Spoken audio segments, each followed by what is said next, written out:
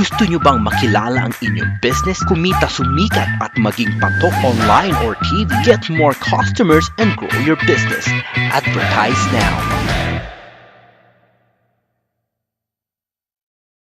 From the studios of Litter News Philippines, Errol Dakabe of Kamao Asset.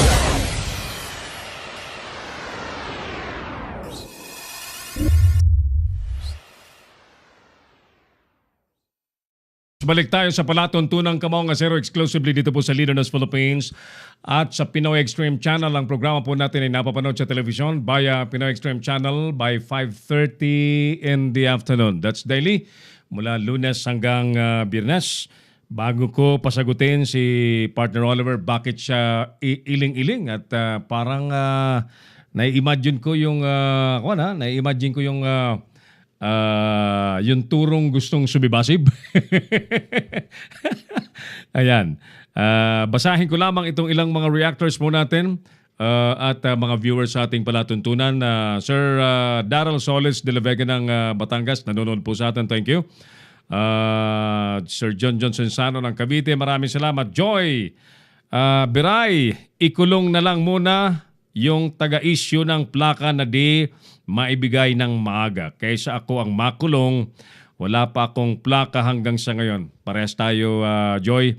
Sa aking palagay, it's just too much amount. Too much of everything is dangerous. Dance Callejo Sialo, dyan sa may Trancoville area. Magandang hapon at salamat sa panonood. Mil Delta Alpha, thank you. Dr. Anacleto Milyandas. Sir, Doctor, sana mabuo natin yung programa mo na live mula sa Amerika. He agreed to do a program with us, medical program. Pero kakaibang medical program. Basta kakaiba yun, bro.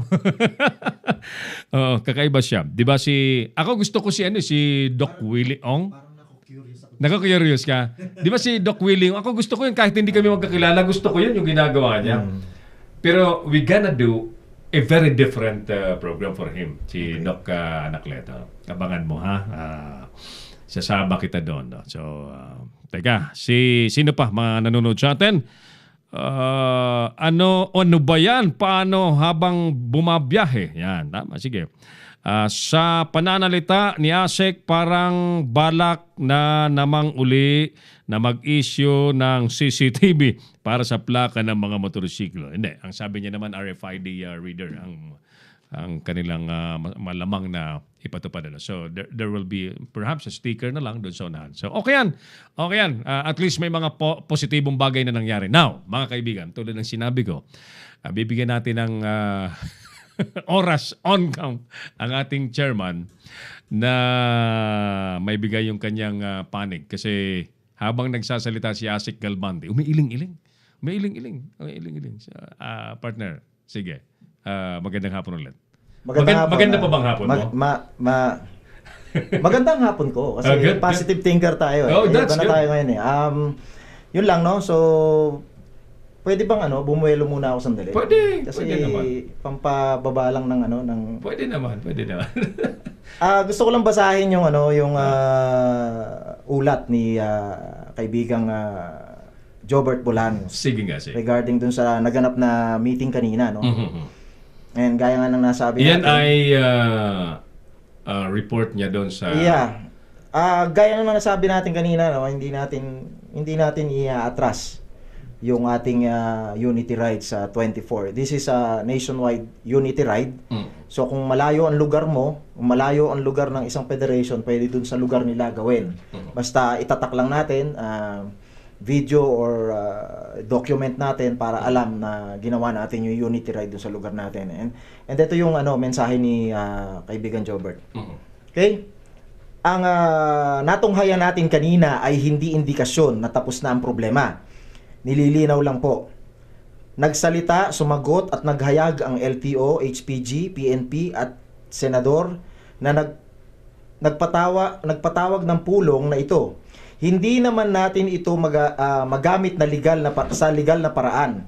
Mayroon tayong sapat na recordings para magamit sa mga nagsalita. Dahil dito, nag-set lang sila ng expectation sa atin, pero wag po tayong magpakakampante na sa ating mga narinig, dahil hanggat hindi nila ito napapatunayan at nagagawa, salita lang ito. Ang dapat nating gawin ay maging mapagmatsyag, maging alisto, makinig, manood, at bantayan natin ang mga sumusunod na mangyayari. Sa puntong ito, mas kumbinsido ako na dapat nating ituloy ang Unity Ride sa March 24, na sa kadahilan ng itatali natin sila sa kanilang mga pangakong binitawang salita. Lalong-lalo na sa punto na hindi kasama o dumating ang inaasahan nating dapat na magbigay ng paliwanag at sagot sa ating mga hinaing. Hindi dumating maski man lang representante ng author ng batas. Dahil dito, kailangan pa din nating iparating na seryoso tayo at hindi tayo basta-bastang sasakay sa anumang pangako o salita dahil wala namang kasiguraduhan ang lahat. Yayanigin at ipararating pa din natin ang boses ng rider na hindi tayo pwedeng brasuhin at tratuhin na tila mas mababa ang halaga ng ating buhay kaysa sa iba.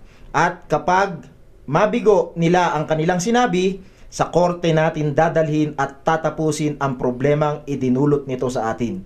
Tuloy na tuloy ang nationwide simultaneous Unity Ride at siguraduhin natin na hihigitan natin ang 10,000. Ipangako natin na sabay-sabay na yayanig sa kalsada. At para sa mga taong nagsisimulang nagmimistulang propeta ng kasinungalingan, intriga at paninira, hayaan natin ang mga pamumulitika ng iba dahil hindi naman yan magbibigay ng solusyon sa problema. Panawagan namin, wag na lang patulan. Tama. So, we ride as one and no one will be left behind. Walang politiko na e-entertainin sa March 24. Okay malinaw yan. Walang politikong pupunta sa March 24. Kita-kits sa March 24. Okay? So, yung kanina, yung sinasabi ni Ka Errol, napapailing talaga ako kasi hindi ako kumbinsido no sa sagot ni Asek Galbante. Although mawalang galang na po Asek, gaya na po ng sinabi ng mga kasama namin, kami po ay rumirespeto po sa inyo at sa tanggapan po ninyo. Pero yung simpleng tanong ko po kasi is, for example, galing akong Tarlac, papunta ako ng Baguio. Yun ay isang ride lang yun, wala pong tigilan yun. Kasi ang motor ko po ay kaya po niya yung gasolina, no? From Tarlac diretso ng Baguio. Galing pa ako ng Makati kasi yung Tarlac yung nagiging doon ako nagpapahinga. For example, pagkaalis ko ng Tarlac, mga bandang siguro Paniki Tarlac siguro, nalaglag yung plaka ko sa likod. So ibig sabihin, from Tarlac Paniki hanggang Baguio, hindi ko alam yon kasi nagmamaneho ako Paano kung pagdating ng Pangasinan, meron checkpoint at chineckpoint ako? Anong sasabihin ko sa mga nag-checkpoint sa akin? Hindi ako paniniwalaan na sasabihin ko na lang ang plaka ko ay nalaglag. Ayon sa batas, pag nakitaan ka na wala kang plaka, kulong. So ibig sabihin, sa simpleng pero may adjudication daw, bro May adjudication daw, may hearing pa. May adjudication, sir. Saan ko i-adjudicate? Ayun ang tanong dapat. Diba? From Makati ako. Pupunta pa ako ng Pangasinan para mag-adjudicate. So titikitan siguro muna, dapat. Alam ka namang, dahil doon contest, meaning ng i-adjudicate pa. Yes. May pagkakataon kang i-contest. Yes. Naniniwala tayo dyan. Pero yung yung abalang dulot na may bibigay sa isang ordinaryong rider. For example, yung rider na yun may biglaang pagpunta dito sa lugar na to at hindi na siya pupunta uli dahil mahal ang gasolina. Mahal ang 'di ba? So, paano yun? Pupuntahan niya yun para lang ma-resolve niya yung problema niya. Paano kung nagtatrabaho yung kahit isang tuka yung rider natin? So, di ba naitanong ko na, are they willing to invite leaders of the riding community to sit down with them while they create the... Ang magandang sagot niya, yes, they will be... That's good. And ako nakikita kong solusyon doon sa problema din na sinasabi ko is siguro wag tayong masyadong maging wag tayong masyadong maging harsh sa mga rider kasi kawawa naman eh. Usually yung mga rider na yan, yung mga delivery, mga hindi ko naman nila lahat pero karamihan kasi sa mga masang rider, Pilipino sa madaling masang Pilipino Siguro since nasabi na rin nila na meron silang gagawing command center. And ang command center for what I know, dito nakatago ang mga database, meron silang mga program diyan na ginagamit para mas maging kapaki-pakinabang yung command center na yan. Siguro sa unang sa unang pagkakataon na mahuli yung isang rider na walang plaka. Siguro save sa database, nahuli walang plaka, sa susunod ikulong. Parang ganon. Pero honestly, yung kulong pala, sorry hindi talaga ako pabor sa kulong at saka yung napakalaking napakalaking multa ng isang rider. Yun lang yung yun lang yung suggestion ko. Na siguro sa una reprimand. And sa susunod na mahuli siya, ayun, kung ano yung napagkasunduan sa IIR, doon tayo, pasensyahan tayo. That has to be stated in the IR. Kailangan na ilagay yun sa IR. So sige, ang magandang resulta po ng ating pag-uusap ngayon, maliban sa pag-uusap sa Senado, ay sinabi sa atin that they will be welcoming representatives from the riding community to sit down with them when they craft the IRR. Magandang hakbang po yun. Okay! Kayo po mga nanonood sa amin ng mga riders, may mga nais pa ba kayong linawin? Meantime, pwede niyo pong i-comment sa ating chat section or comment section ng inyong pong mga opinion. Panoorin muna natin ulit ang mga sumagot sa ating katanungan this afternoon. Makatarungan ba ang parusang kulong at multang 50,000 hanggang 100,000 piso sa mga magmomotorsiklong walang plaka?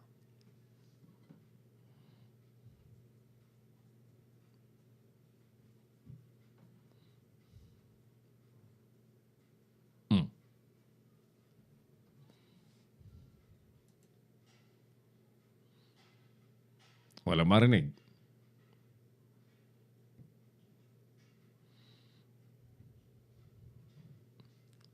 Wala tayong marinig sa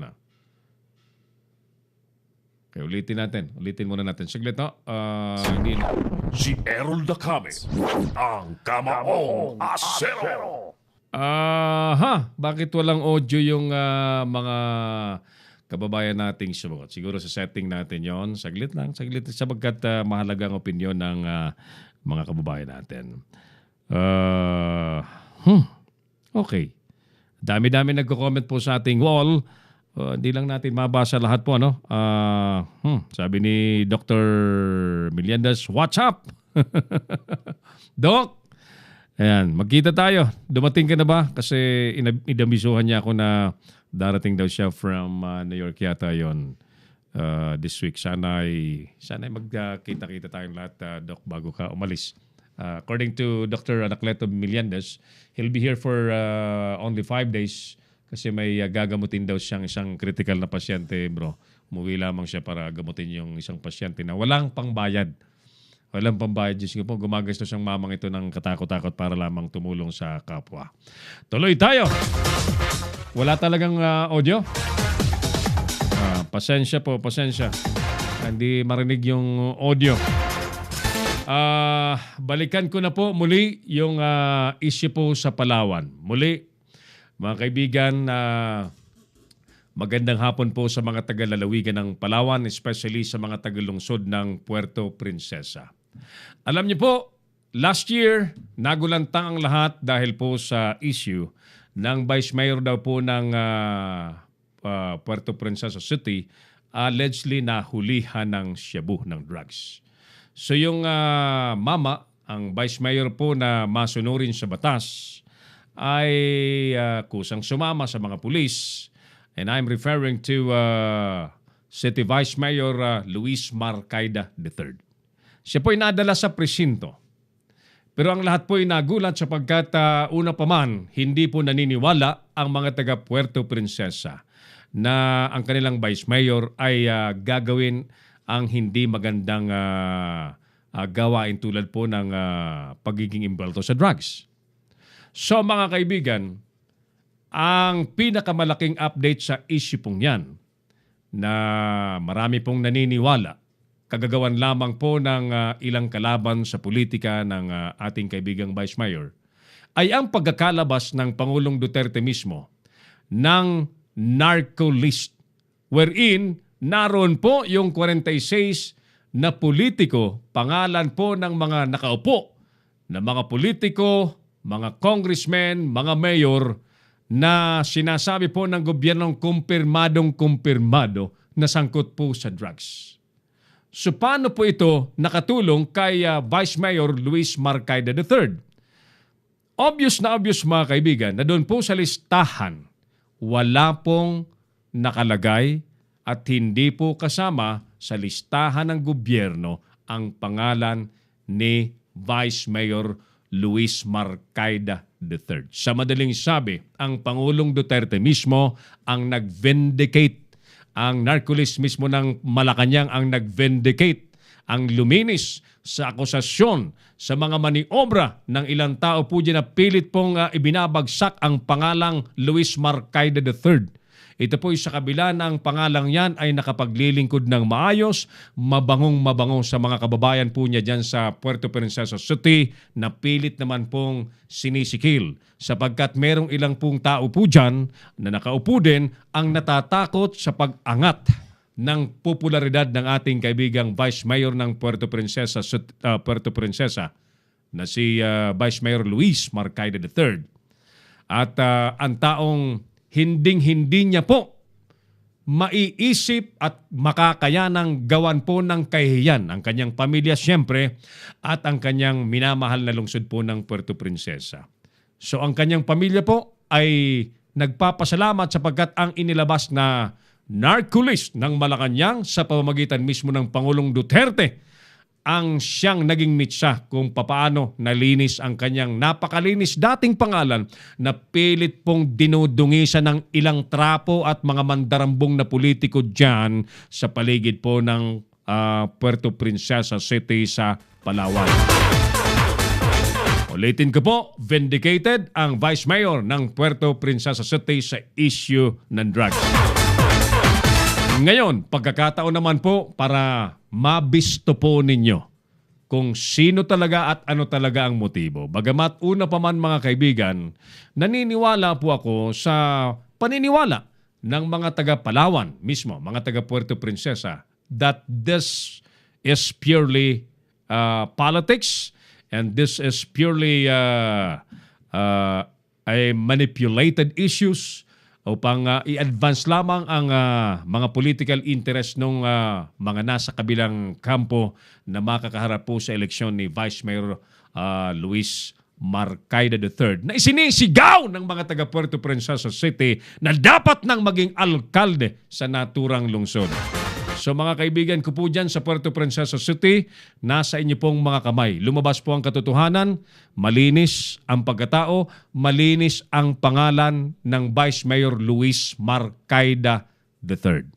Walang bahid drugs, walang bahid pagsisinungalin, tapat na paglilingkod ang inaalay po sa inyo.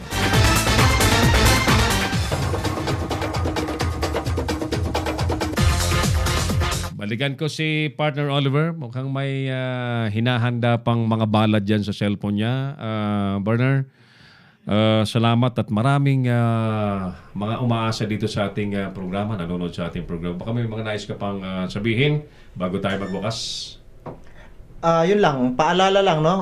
March 24, kailangan nating ipakita yung puwersa ng mga rider or ang riding community. Kasi siguro ito na yung panahon para magsama-sama po tayong lahat. Itabi po natin kung ano po yung mga ating binibit-bit sa ating mga bulsa, pabigat para hindi tayo makarating. So, magkita-kita tayo doon sa tawag dito, ipakita natin ang puwersa ng mga riders o ang riding community. Saang lugar ka man, malayong probinsya ka man, actually nakakasana ang Mindanao, ang Visayas, dito sa Luzon, no? So wala tayong excuse kumbaga na hindi tayo maging kaisa dito sa ating ipakikitang unity ng riding community. Okay? So inaanyayahan uli namin kayo. March 24 po. Ipakita natin ang puwersa ng riding community. Thank you, Partner Oliver Licop. Balikan na po natin yung ating mga pangunahing isyong binantayan sa maghapon. MWSS, pag-aaralan ng refund sa mga customer ng Manila Water. Magandang balita yan, ha? Sana ang pag-aaral naman ay magresulta sa positibong findings at magpabor po sa mga customer. Judge ninakawan 3 milyong pisong halaga po ng alahas na tangay. Teka, yung kayang halagang yan, nakadeclare kaya yan sa kanyang salin? Nako, talaga naman, no? Mahirap yun kapag hindi yan nakadeclare sa salin. Pero palagay ko yung nakadeclare naman yan. Kasi ang lahat ng mga government employees, officials, they are obliged to declare their assets, mga kayamanan nila, mga pera nila na kanilang tanga na habang naglilingkod po sila. Dahil naman kay Chideng, flood alert sa Davao at mga karatig na lugar itinaas. Dulot pa rin ang malakas na ulan, mga lugar sa Region 7 bumaha or binaha at nagka-landslides. Gayunpaman, LPA na lamang ang bagyong Chideng. Buti nga. 4 naman na drug personalities mga suki na napatay sa operasyon ng pulisya, iimbestigahan daw po ng CHR. Enrolled budget bill sa Senado, nililinaw po ni Arroyo na hindi daw nila binabawi. O teka, pagkakataon nito kay Senator Ping Lacson, nakasuhan na si Gloria. Kasi kung binawi niya yung sinumiting budget, ay makakalusot siya. O ngayon, talaga itinutuloy. So, madaling sabi, yung kinikwento ni Senator Ping Lacson na consummated yung falsification of legislative document ay ipinagpapatuloy. So, Senator Ping Lacson, can we expect that you will file a case versus Speaker GMA? Nagtatanong po kami. Bagamat ang sabi niya, anybody, basta taxpayer, pwede magsampa ng kaso. Pilipinas, kumalas na po sa ICC, hudikatura, lilinisin. Magandang balita po ito. Sapagkat ang hudikatura po natin ay bulok na bulok. Paano ba bulok? May kung sino ang may pera, doon po nakapabor ang hustisya. Yan, ganyan po rito sa ating bansa. Van, bumangga, 2 bata patay sa Cagayan. At nag-suicide naman sa flagpole, estudyante patay. Ngayon, kung tayo naman po ang sasagot sa ating tanong sa bayan na makatarungan ba ang parusang kulong at multang 50 to 100,000 sa mga magmumotorsiklong walang plaka. At a glance mga kaibigan, ito po'y sobrang napaka-inhuman, sobrang napakabigat. Kaya po ginawa po natin itong tema para mahanapan po natin ang paraan. Habang hindi pa ho finally nailalathala, wala pa ho yung IRR, ay makagawa po tayo ng kontribusyon natin na itong probisyon na ito ng penalidad at parusa ay maayos, mapagaan, nang naayon lamang po sa panahon. Imagine, kulong. Wala kang plaka, kulong. Wala maliban sa kulong, multa ka pa ng 50,000 to 100,000 pesos. Tulad nga po ng sinasabi ni Bro Oliver, paano na lang kung ikaw po ay isang courier lamang? Paano na lamang kung ikaw ay isang construction worker na nakautang po ng motorsiklo para mabilis pumasok sa inyong job site, hinuhulugan ng 1,500 to 2,000 pesos anong ipangbabayad mo sa multang o sa piyansang makukulong ka, di ba? Marami pong bagay na dapat linawin po rito at salamat naman. Meron pa pala tayong oras para gumawa ng paraan. So ang tawag po natin sa lahat lamang pong mga stakeholders, mga kasama, huwag tayong tutulog-tulog. Kailangan po natin gawin ang ating mga magagawa nang sa ganun yung ating mga pangamba ay finally maalis pong lahat yan sa pamamagitan po ng natatanging aksyon. With that mga suki, Bro Oliver, maraming salamat ulit sa pagsama sa ating palatuntunan. Wala kang babatiin sa US? Gusto kang batiin sa US? Ha? Wala Hala na? Nandito sa Manila. Andito sa Manila? Nandito sa Manila. Talaga ha? Ay, binabati ko yung nandyan sa Maynila. Thank you Bro Oliver sa pagsama at sa ating mga nakatuwang sa pagpapalipad sa ating palatuntunan, Engineer Clarence Sandaya. Dapat may camera na rin dyan, Clarence. Pagka binanggit ko yung credits, ayan. Bukas ayusin natin. Bukas. Kasama niya pong nagpalipad ng ating programa si Earl Nico Dacame. Ang ating creative director Mark Anthony Reynoso ay nakaremote po sa atin together with our creative producer Carlo Reyes. Kaibigan, ako pa rin po ang inyong kamaong asero, si Errol Dacame. Maraming salamat. God bless Pilipinas! Inyong napanood ang mga batas na banat ni Errol Dacame sa Kamaong Asero. Abangang muli dito sa Little News Philippines.